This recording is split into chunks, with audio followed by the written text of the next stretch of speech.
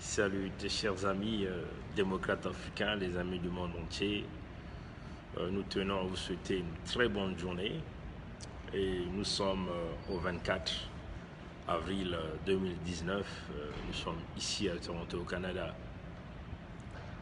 Les cigognes immortelles, les cigognes immortelles du Congo-Brazzaville. Bon, les cigognes immortelles, c'est une définition que notre frère aîné, le grand frère Alain Mabankou, a eu à donner dans sa définition de cigogne immortelle. Mais nous allons simplement retirer une partie de son discours. Les cigognes immortelles, ce sont ces Congolais-là. Il s'agit du côté du Congo, parce qu'il y en a plein en Afrique, oui, au monde entier. Mais nous allons nous arrêter du côté du Congo-Brazzaville.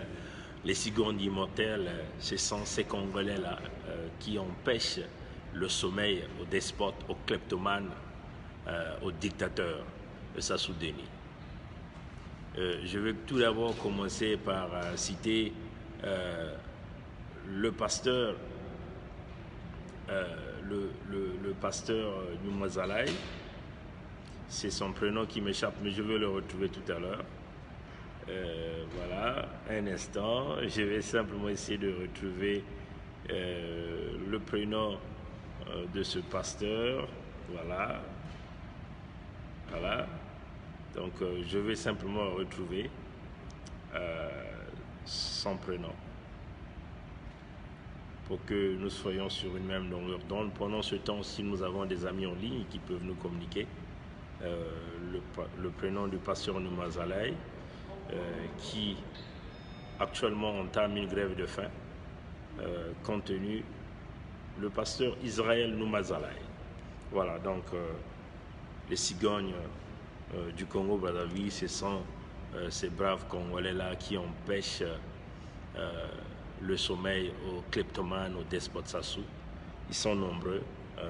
Parmi eux, il y a le pasteur Numazalaï qui, en ce moment-là, en pleine grève de faim.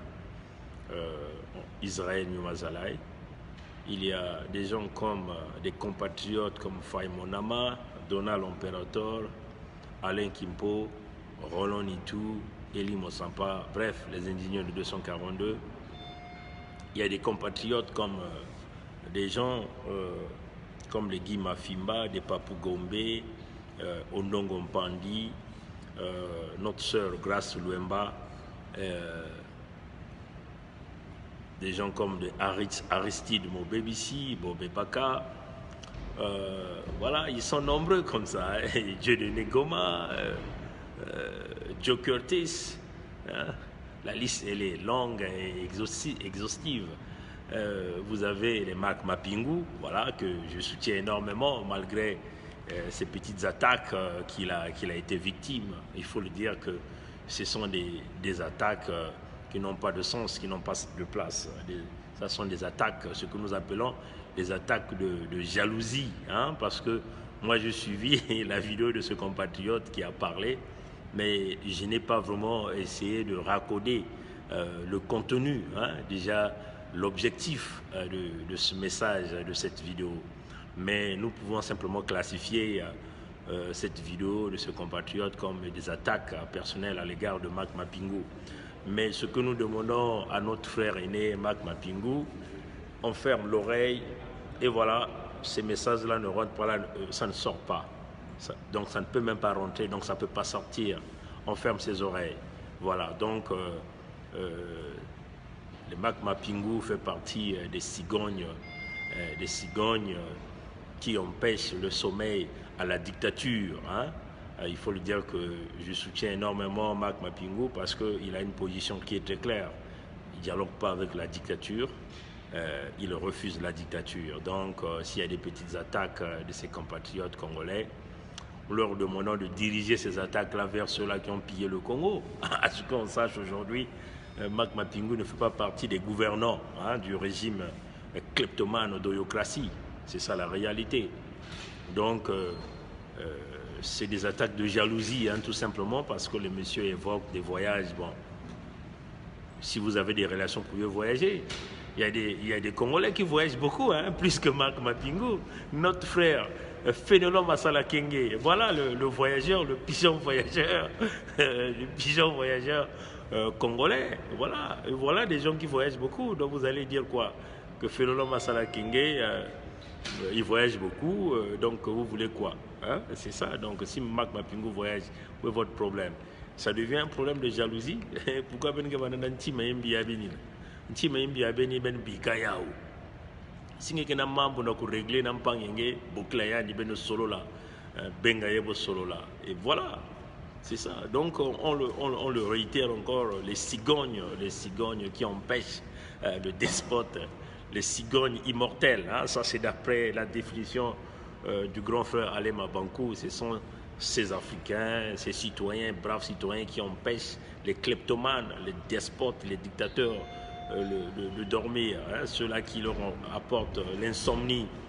Donc ils sont nombreux comme ça. Bon, on ne va pas aussi oublier Bernard Pongui, ils sont nombreux, voilà.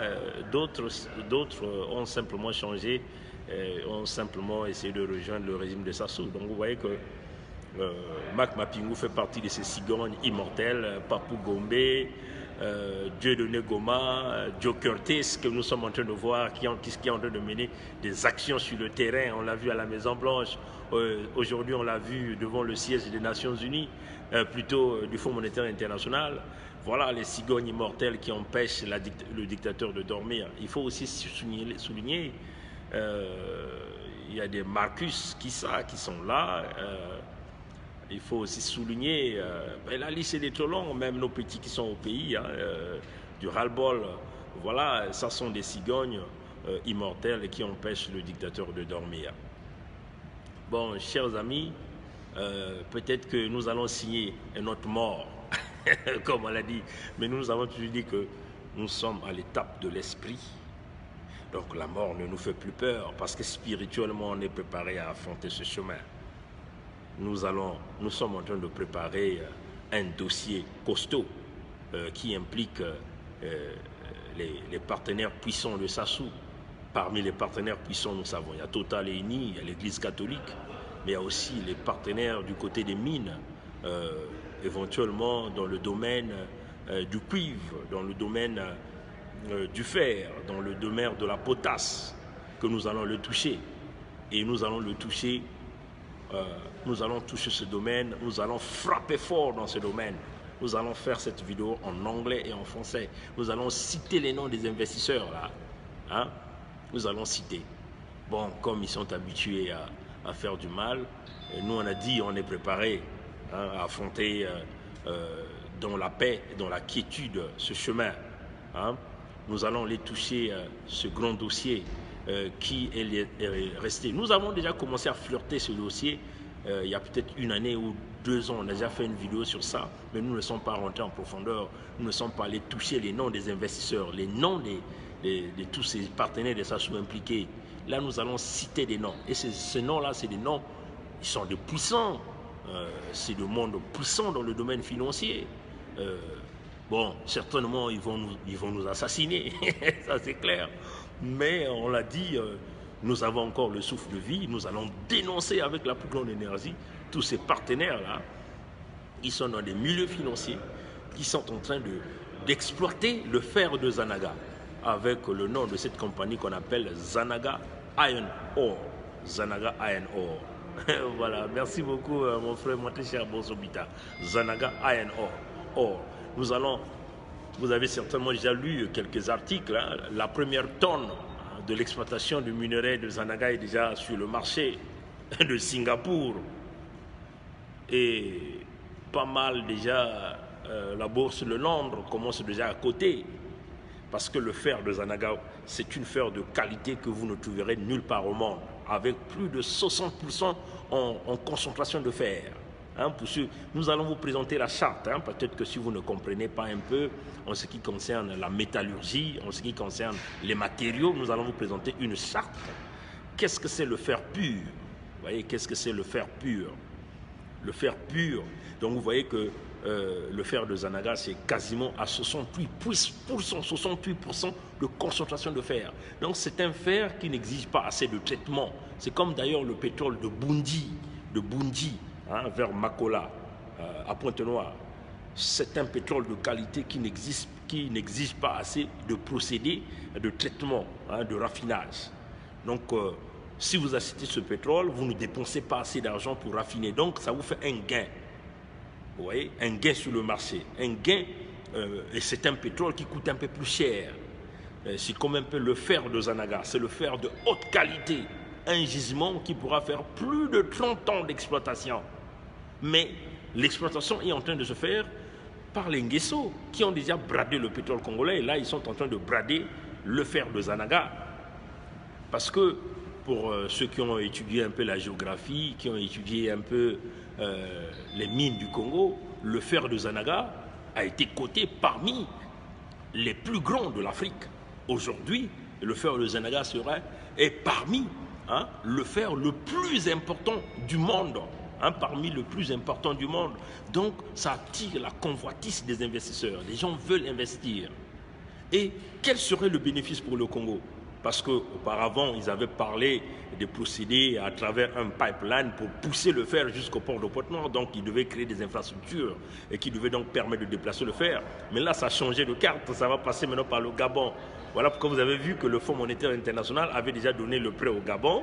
Et ce prêt-là servait à réhabiliter les infrastructures ferroviaires du Gabon pour que ça vienne jusqu'à la frontière au niveau du Congo, pour permettre la sortie du fer de Zanaga. Donc vous voyez que le Fonds monétaire international ne donne pas de l'argent pour rien.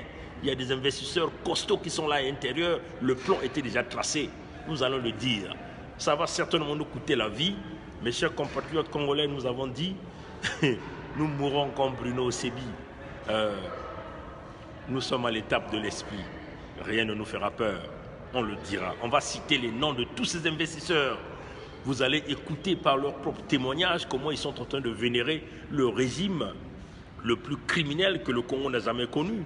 Mais ces gens-là sont en train de les vénérer parce qu'ils ne visent qu'un objectif, c'est de piller une fois de plus encore le Congo. Et encore, il faut regarder cette catastrophe environnementale qui est en train de se passer au niveau de Zanaga avec l'exploitation de ce fer. Vous connaissez la région de la Lokumu, n'a même pas un hôpital, n'a même pas une morgue. Quand quelqu'un meurt dans la Lokumu là-bas, ou à Sibiti, si c'est un peu quelqu'un de valeur, il faut d'abord qu'on emmène le corps en Kaï ou à Dolisie, à la mort d'un Kaï à Dolisie. Et combien ça coûte aux familles? L'hôpital, il n'y en a pas. Quand il y a un problème là-bas, au fin fond de Bambama là-bas, les gens doivent soit venir au petit dispensaire de Sibiti qui n'est pas équipé, et après il faut les envoyer à Dolisie. Ou encore simplement on laisse les gens mourir. Ces compagnies-là ne visent même pas à construire un centre médical à Zanaga. Ils ne pensent même pas emmener la grande quantité d'énergie. Ça ne fait pas partie de leur équation. Vous voyez, chers amis? Et nous allons dénoncer ça avec la plus grande énergie. Nous mourrons en tant qu'un homme de vérité. Nous savons que ça va toucher des grands industriels comme des Glencore qui sont impliqués là-dedans. Nous allons citer et nous sommes prêts à mourir pour ça. Nous travaillons encore sur le dossier et nous allons tout dire. Voilà. Voilà un peu, chers amis, ce que nous tenons à dire. Nous ferons partie de ces cigognes immortels et il y a plein de Congolais qui sont ces cigognes immortels. Comme déjà Alain, le grand frère Alain Mabako lui-même, il fait partie des cigognes immortels, des cigognes qui empêchent le kleptomane, le despote de Brazzaville de dormir. Merci d'avoir suivi ce petit direct, que Dieu nous garde. Soutien au pasteur Israël Nyumazalai qui est en train de faire une grève de faim. Soutenez-le, vous qui êtes en France, soutenez-le moralement, physiquement. Nous, on va essayer de voir du point de vue financier et avec nos petits moyens, comment on peut faire notre petite contribution. Que Dieu nous garde, que Dieu nous bénisse. Passez une bonne journée. Au revoir.